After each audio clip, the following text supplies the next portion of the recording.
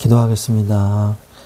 하나님, 감사합니다. 이 시간에도 하나님의 말씀을 들을 수 있도록 이 새벽에 깨워주시고 은혜 주시니 감사를 드립니다. 이 말씀 속에 하나님의 말씀을 붙잡고 우리가 살아가게 하여 주시옵소서. 예수 그리스도의 이름으로 기도합니다. 아멘. 네, 오늘 말씀은 출애굽기 8장 10절 말씀입니다. 출애굽기 8장 10절 말씀 제가 봉독해 드리겠습니다. 그가 이르되 내일이니라. 모세가 이르되 왕의 말씀대로 하여 왕에게 우리 하나님 여호와와 같은 이가 없는 줄을 알게 하리니. 아멘. 네, 오늘 8장의 말씀은 개구리의 재앙, 그 다음에 티끌이 이가 되는 재앙, 그리고 파리가 올라오는 파리가 가득한 그 재앙 세 가지가 나옵니다. 7장에서는 이제 나일강이 피가 되어지는 그런 재앙이 오죠. 처음에 모세는요, 혀가 어눌하고 내가 입이 둔합니다. 보낼 만한 자를 보내시옵소서. 이렇게 뒤로 빼는 양상이었는데, 모세가 출애굽을 하면서, 모세가 출애굽의 그 지도자로서 장로들을 만나고, 바로를 만나면서 바로에게 성령의 충만함과 여호와의 신이 바로에게 임한 것으로 보입니다. 그래서 모세가 피가 되어지는, 나일강이 피가 되어지는 그런 그 기적에서부터는 모세가 직접 바로에게 이야기를 합니다. 그 지팡이가 뱀이 되는 그런 그 기적은 이제 아론이 행하죠. 아론이 행하는데 그 다음부터는 이 바로가 말이죠, 굉장히 악하게 행동을 하거든요. 짚을 만드는 것을 짚을 주지 마라. 그리고 생산량은 똑같이 해라. 게으르다 하면서 모세의 말을 무시하고 이스라엘 민족을 더 핍박을 합니다. 그런 과정 속에서 여호와 하나님의 권능의 능력이 나타나거든요. 바로가 뭘 몰랐어요? 바로 이스라엘 민족이 믿는 하나님이 창조주 하나님이시라는 것을 몰랐어요. 그리고 이것을 통해서 하나님께서 말씀하시고자 하는 게 뭐냐? 바로 바로와 그리고 이스라엘 민족이 창조주 하나님이 함께 하심을 깨닫기를 원하셨던 거죠. 그리고 이것을 깨닫는 자들이 또 뭘 깨닫기를 원하냐? 10가지 재앙을 통해서 오직 6월절 어린 양의 피가 아니면 안 된다는 사실을 이스라엘 민족이 각인하기를 하나님은 바라셨던 것입니다. 자, 둘째 재앙에서는 개구리가 올라오는 이런 재앙이 오죠. 그래서 모든 개구리들이 애굽의 궁과 사람들의 막 그릇과 화덕과 떡 반죽 그릇에 들어갈 것이며, 이렇게 세세하게 설명을 하십니다. 그래서 바로가 애굽 땅에 이게 올라게 할지냐, 애굽이 6절에 보면 애굽이 바론이 애굽 물들 위에 그의 손을 내밀매 개구리가 올라와서 애굽 땅에 덮이니. 근데 이것도 7절에 보면 요술사들도 그와 같이 행하는 것을 보게 돼요. 그러나 너무 괴롭죠. 바로가 이제 모세와 아론을 불러서 떠나게 하라, 이렇게 얘기를 합니다. 그러면 언제 그렇게 하면 좋겠습니까? 그러니까 내일이니라. 그래서 그러면 모세가 왕의 말씀대로 하여 왕에게 우리 하나님의 여호와의 우리 하나님 여호와와 같은 이가 없는 줄을 알게 하리니, 이렇게 말씀하고 계시거든요. 바로가요, 너희들이 믿는 하나님 그까짓 거 뭐 애굽의 신들로 눌러버리면 되지, 이렇게 생각했을지도 모르겠어요. 이것이 어떻게 보면요, 대리전으로 볼 수가 있어요. 애굽의 원래는 바로와 모세와 이스라엘 민족간의 어떤 이런 싸움인 것 같지만 사실은 애굽의 신들을 짓밟아 버리시는 창조주 여호와 하나님의 능력을 나타내는 싸움이기도 한 것인 것입니다. 그래서 우리가 보면 볼수록 뭘 알 수 있냐? 바로가 비록 왕인 것 같으나, 그리고 굉장한 문화와 권력을 가지고 있는 것 같으나, 창조주 여호와 하나님 앞에서는 아무것도 아니라는 것을 바로 스스로가 절실하게 깨달아야 하는 것이죠. 그런데 바로가 마음을 완악하게 먹습니다. 15절에 보면 그의 마음을 완강하게 하여 그의 말을 듣지 아니하였으며 여호와께서 말씀하신 것과 같더라. 바로의 마음을 완강하게 만드시는 거예요, 하나님. 왜요? 두 번째 응답을 받아야 되기 때문에. 그게 뭡니까? 6월절 어린 양 피까지는 가야 돼요. 그러면서 애굽에 있는 시대를 모조리 다 그냥 차근차근 다 밟아버리시는 거죠. 다 파괴시켜 버리시는 거죠. 하나님께서는 하나님의 능력이 얼마나 위대한가, 창조주 하나님이 누구신가, 온 세계의 모든 만방에 알게 하시는 것입니다. 애굽이 어떤 나라입니까? 그 당시에 제일 강력한 군주 국가를 세운 이 애굽의 나일강의 문명 발상지잖아요. 강력한 이 왕정 국가를 세운 나라거든요. 그 근방의 모든 민족과 나라들이 애굽을 모르는 나라가 없었단 말이에요. 애굽을 모르는 사람들이 없었단 말이에요. 그런데 그 애굽이 이스라엘 사람들이 믿는 창조주 하나님 여호와 하나님께 완전히 망했다더라. 이런 소문이 만방에 날 거 아닙니까? 그러면 사람들이요, 그것을 깨닫고요, 간담이 녹는 역사가 일어나는 것입니다. 그래서 실제로 출애굽기, 레위기, 민수기, 그 다음에 신명기, 그 다음 여호수아서에서 간담이 녹았다고 말씀을 하고 계시지 않습니까? 그 애굽의 민족들을 다 쳐부순 민족이 우리 가나안 땅에 왔다더라. 공포 그 자체거든요. 우리가 믿는 하나님이 어떤 하나님이신지 우리가 깨달아야 되는 것입니다. 우리가 믿는 하나님은 우상과 같은 하나님이 아니요, 미신과 같은 하나님이 아니요, 창조주 여호와 하나님인 것입니다.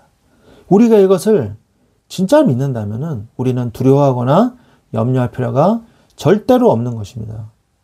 우리가 혹시 마음이 약해지거나 우리가 연약해질 때도 하나님, 창조주 하나님이 나의 마음과 생각을 지켜주옵소서 우리가 기도해야 될 줄로 믿습니다. 자, 그래서 8절에 보면 왜 나가야 된다고 말씀하고 계시냐? 그들이 여호와께 제사를 드릴 것이나 이 백성을 보내리니, 내가 이 백성을 보내리니 그들이 여호와께 제사를 드릴 것이니라. 이렇게 말을 해요. 근데 결국 그 마음을 완강하게 만들죠.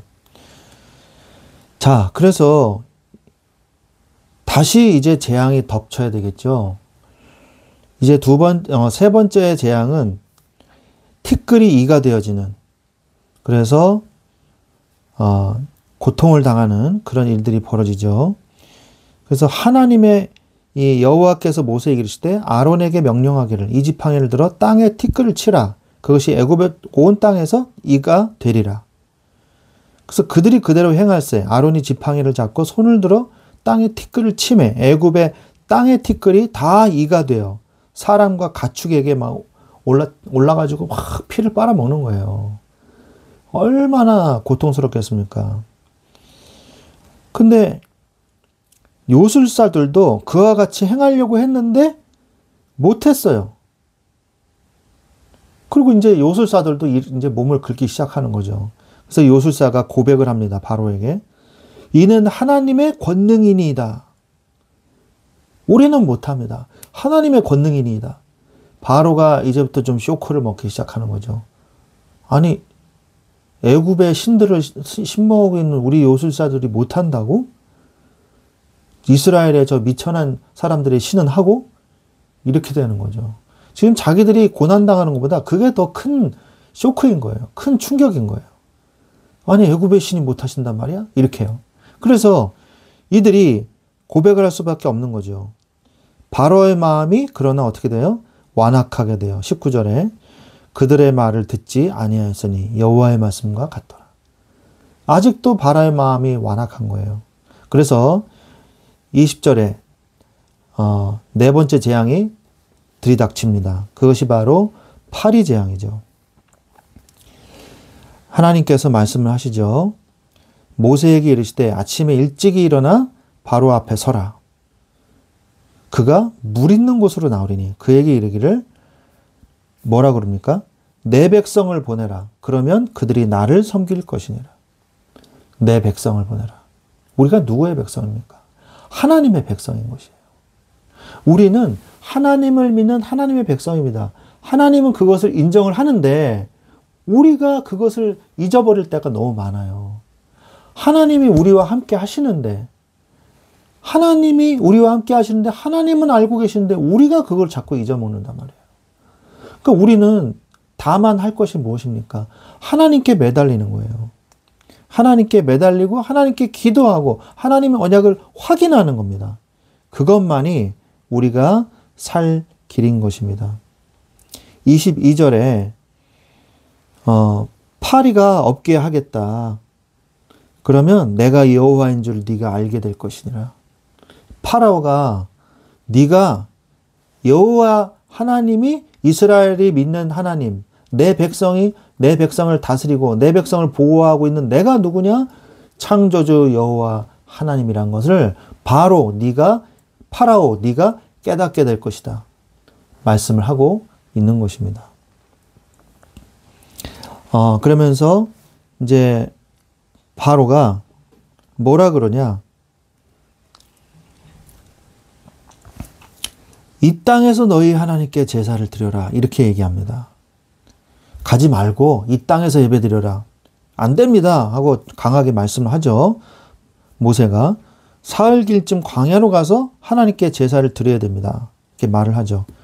애굽 사람들이 이 가축 예배드리는 거 싫어하니까 우리를 때릴 수도 있습니다. 이렇게 얘기를 하면서 우리는 사흘길쯤 광야로 가서 예배를 드려야 합니다. 그러니까 바로가 28절에 너무 멀리는 가지 마라.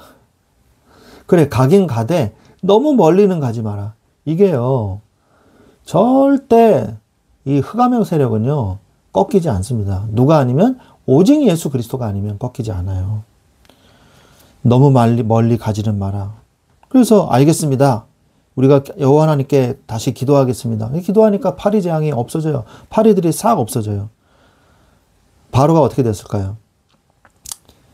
바로가 32절에 그러나 바로가 이때에도 그의 마음을 완강하게 하여 그의 백성을 보내지 않아야 했더라.